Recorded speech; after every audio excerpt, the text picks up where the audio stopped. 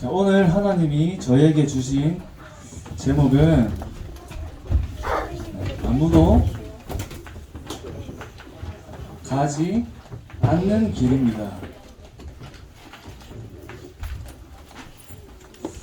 여러분, 아무도 가지 않는 길이에요. 자, 여러분, 100명의 사람이 같은 방향으로 경주를 하면 1등부터 100등까지 있겠죠, 맞죠? 우리 한 주간 1등 교인이라는 말씀을 받았습니다. 여러분들을 하나님은 1등 랩런트로 부르신 거예요. 근데 여러분, 무조건 내가 1등하는 방법이 있습니다. 무조건 내가 1등하는 길이 있습니다. 그게 바로 아무도 가지 않는 길로 가면 내가 1등 하는 거예요, 맞죠? 아무도 그 길로 안 가니까 내가 그 길로 가면 무조건 1등 하는 거예요. 자, 하나님은 여러분들에게만 주신 중요한 언약의 여정을 인도하고 계십니다.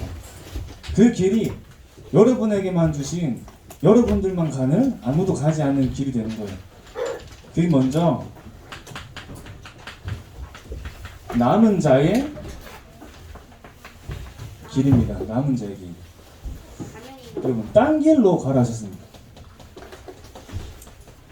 딴 길로 따라가라 하신 거예요. 여러분, 뭘 따라가라 하셨죠? 요한복음 14장 6절에 예수께서 이르시되 내가 곧 길이요 진리요 생명이니.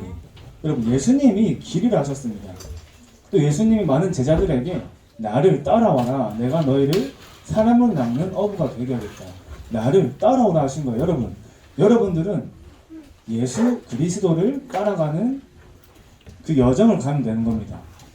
많은 사람들은 세상에 중요한 거, 세상에 좋아 보이는 거, 창세기 3장, 6장, 11장으로 막 따라가는 거예요. 그것을 위해서 열심히 달려가는 겁니다. 자, 오늘 읽은 본문 말씀에는 하나님이 모세에게 바로왕한테 가서 그 이스라엘 백성들을 구해오라고, 광야로 하나님께 피제사를 드리러 가야 된다고 말해라, 이렇게 명령하신 거예요. 모세가 하나님, 제가 어떻게 갑니까? 가면은 내가 죽을 수도 있습니다, 이렇게 겁을 먹은 겁니다. 여러분, 죽는 것처럼 보이는 길이지만 모든 것을 살리는 길이었습니다. 아무도 갈 수 없는 길에 하나님은 모세를 그 현장으로 보내신 거예요. 창세기 3장이 어떤 사건이죠? 내가 하나님처럼 내려하다가 죽음이 이 땅에 들어온 사건이죠. 그때 하나님은 창세기 3장 15절에 여자의 후손 되신 그리스도를 보내셔서 인간을 구원하신 겁니다. 생명을 주신 거예요. 창세기 6장에 많은 사람이 물질 중심, 세상 중심으로 살아가는데, 그런 시대에 하나님은 노아에게 창세기 6장 14절에 방주의 언약을 주신 겁니다. 방주 안에 들어오면 다 산다는 거예요. 생명을 주신 겁니다. 방주가 되신 그리스도의 언약을 주신 거예요. 창세기 11장에 많은 사람들은 성공 중심으로 살아가는데, 하나님은 창세기 12장 1절에서 3절 말씀에 내가 너에게 지시할 땅으로 가라, 지시할 곳으로 가라고 말씀하신 겁니다. 여러분, 생명 되신 그리스도, 생명이자 영원한 언약 되신 그리스도를 따라가는 거예요. 말씀을 따라가는 겁니다. 그 길이 여러분들이 가야 되는 한 길이 되는 겁니다. 그래서 거꾸로 가라 하셨습니다.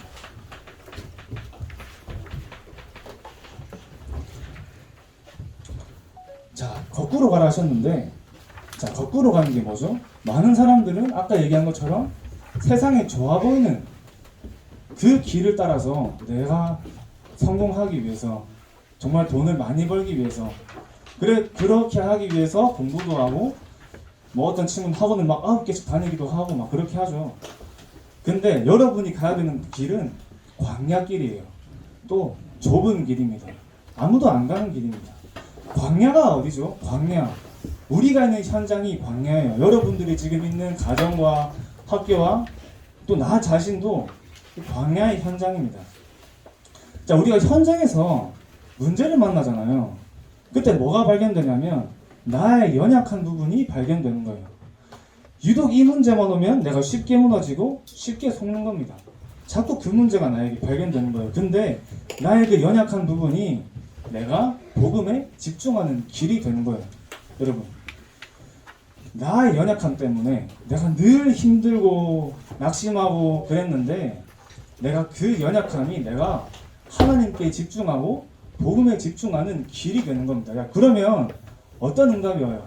나의 영적인 상태가 점점 치유가 되는 거예요. 오래된 나의 상처가 치유가 되기 시작하는 겁니다. 어느 날 나도 모르게 영적인 서밋의 자리에 가 있는 거예요. 나의 연약함 때문에 하나님은 그 연약함을 통해서 내가 있는 현장 속에서 영적인 서밋의 자리로 인도하시는 겁니다. 여러분, 대부분 사람들은 문제 앞에서 불신앙한다 하잖아요. 광야길에서 이스라엘 백성들은 문제만 만나면 우리가 다시 애굽으로 돌아가자 이렇게 얘기했습니다. 내가 애굽에 나왔으면 안 됐는데 애굽에서는 비록 힘들었지만 고기도 먹을 수 있었고 내가 물도 마실 수 있었는데 광야는 여러분 사막이죠. 사막. 아무것도 없어요. 근데 중요한 건 그 광야를 건너가고 나서 돌아보니까 부족한 게 없었습니다. 내가 물도 충분히 마셨고 고기도 충분히 먹었고 내 옷이 낡아지지도 않았어요. 자, 여러분, 렘넌트 7명처럼 많은 렘넌트들이 응답받고 싶어 하는데 렘넌트 7명이 겪었던 여정은 결코 쉽지 않았습니다. 그죠? 너무 힘들고 어려웠어요. 근데 많은 렘넌트들이 내가 렘넌트 7명처럼 쓰임받고 싶어 하지만 렘넌트 7명이 겪었던 상황과 환경을 피하고 싶어 하잖아요. 그게 아닙니다. 그 속에 하나님의 더 중요한 계획과 숨은 응답들이 많이 발견되어 있는 겁니다. 그래서 여러분들은 언약을 따라가는 것이 세상 사람들과 거꾸로 가는 거예요. 그러면서 여러분은 먼 길을 가야 합니다. 먼 길을 가는데 반대로 가라 하셨습니다.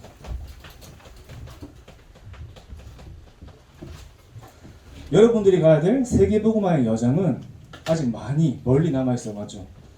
자, 여러분, 반대로 가라 무슨 말이냐면 조상이 문제를 내보겠습니다. 여러분, 내가 첫 번째 1번 내가 먹고 싶은 거 다 먹을 수 있고 하고 싶은 거 다 할 수 있고 내가 자고 싶을 때 자고 학교도 안 가고 너무 좋죠. 선생님, 근데 이 문제 맞추면 자, 상품 없습니다. 그런 거 아니에요. 여러분, 자, 집중해보세요. 되게 중요한 게 아니라 근데 자, 1번은 그런 곳이에요. 자, 2번은 내가 아무것도 없어요. 여기는 내가 하고 싶은 것도 마음대로 못하고 친구도 없고 내가 혼자 너무 외로운 현장입니다. 여러분, 1번이 좋아요? 2번이 좋아요? 1번. 1번이 좋아 보이죠. 자, 여러분, 근데 내가 어디에 있을 때 하나님을 더 많이 바라보겠어요? 2번이 좋아요. 그러면 1번이 좋은 거예요? 2번이 좋은 거예요? 그죠? 여러분이 늘 이것을 기억해야 됩니다. 비록 내 상황과 현실은 너무 어려워 보이지만 그 안에 하나님께 집중하는 중요한 응답이 숨어져 있는 겁니다. 자, 내가 없어야 된다 이 말이 아니죠. 맞죠? 중요한 것은 세상적인 선택과 기준이 여러분들이 있어야 될 자리가 아니라 하나님을 향한 선택과 집중의 자리에 거기에 내가 있는 것이 중요한 겁니다. 모세가 왕궁에 있을 때보다 아무것도 없는 미디안에 있을 때 하나님께서 최고의 하나님으로부터 최고의 응답을 받은 겁니다. 거기서 말씀을 기록하고 그 말씀이 지금 여러분들이 읽고 있는 그 말씀이에요. 하나님을 향해서 최고로 집중할 수 있었던 현장이 모세에게는 미디안의 현장이었던 겁니다. 자, 여러분, 이게 남은 자의 길이면 여러분들이 가야 되는 순례자의 길이 있습니다.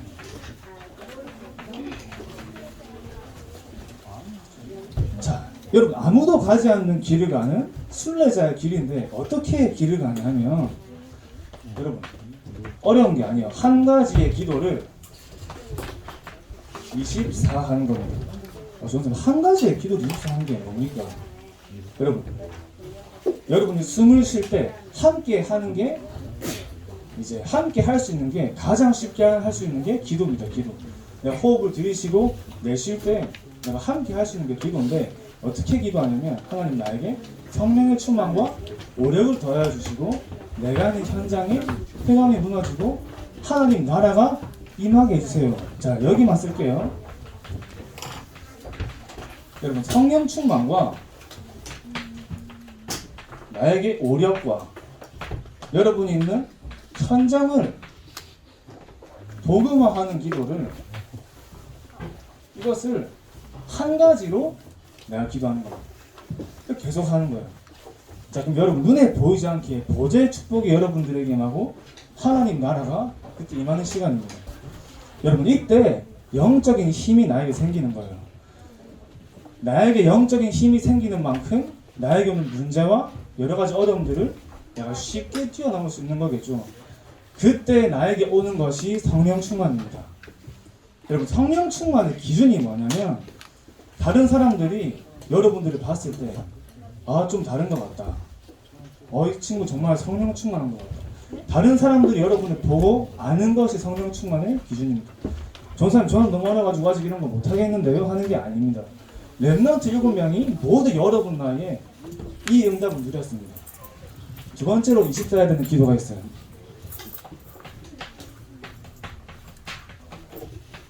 하나님의 계획을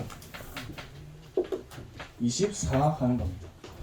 자, 모든 만남과 나에게 오는 모든 만남과 나에게 일어나는 모든 일과 모든 사건 속에서 하나님의 계획을 계속 내가 질문하는 겁니다. 이건 여러분들이 습관처럼 해도 너무 좋은 거예요. 자, 여러분 계획을 세울 때는 반드시 그 안에 뭐가 있죠? 이유가 있죠, 맞죠? 여러분 내가 어디를 가겠다, 내가 뭘 하겠다, 거기엔 반드시 이유가 있습니다. 내가 거기 갈 이유가 있고 내가 이 일을 해야 되는 이유가 있어요, 그죠? 아무 이유 없이는 계획이 세워지지 않아요. 자, 그러면 내가 늘 하나님의 계획을 질문하면 하나님의 이유가 계속해서 발견되는 겁니다. 하나님의 이유는 이 절대적인 이유입니다. 또 하나님의 이유와 답을 찾는 자리에 내가 계속 있는 거예요. 다른 사람들과는 비교가 안 되는 응답이 나에게 계속 오는 겁니다. 그 자리가 영적인 서밋의 자리입니다, 여러분. 그러면은 더 큰 문제가 나에게 와도 더 큰 계획과 답이 발견되는 겁니다. 그럼 문제가 올 때마다 오히려 내가 낙심되는 게 아니라 기대가 될 수 있는 거겠죠. 자, 여러분. 그래서 이 한 가지의 기도와 하나님의 계획이 24 되는 것이 나의 24가 되면 되는 거예요.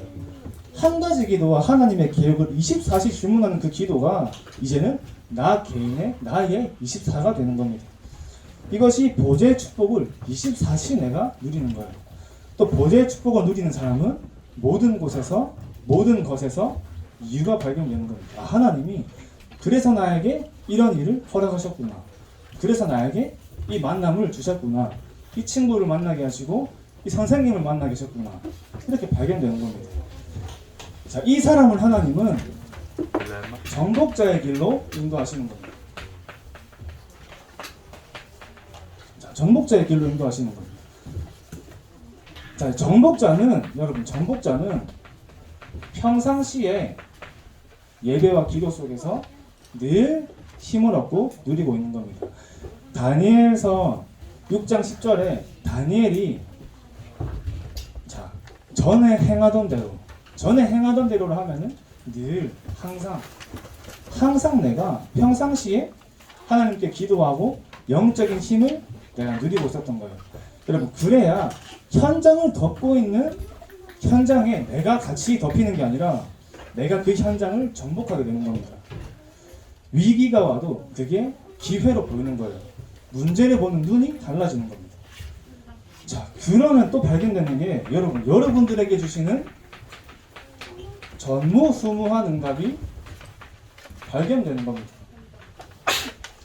전무후무라는 말이 뭐냐면 전에도 없었고 앞으로도 없는 겁니다. 그게 전무후무한 응답입니다. 여러분은 전에도 없었고 앞으로도 없는 사람이죠, 그죠? 여러분 자체가 전무후무한 사람입니다. 그러면 여러분들이 있는 현장도 전무후무한 현장이에요. 여러분들이 현장에서 받을 응답이 전무후무한 응답입니다. 여러분들의 학업도 전무후무한 학업이 되는 겁니다.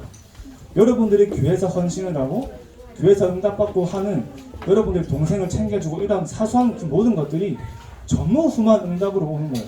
나는 작은 일을 하는데 나중에 그게 내가 생각하지도 못할 만큼의 큰 응답으로 오는 겁니다. 그래서 마지막으로 여러분, 내가 늘 영적인 힘을 얻는 시간을 가지는 겁니다. 그래서 우리가 영적인 힘을 얻는 시간이 어떤 시간이죠? 여러분들이 내가 늘 말씀과 기도와 전도로 하루를 시작하는 그 시간입니다. 그죠? 아무도 가지 않는 길을 가는 정복자의 24의 응답을 내가 이 속에서 누릴 수 있는 겁니다. 그래서 한 주도 아무도 가지 않는 길 속에서 하나님이 주시는 영적인 힘을 얻고 승리하시기 바랍니다.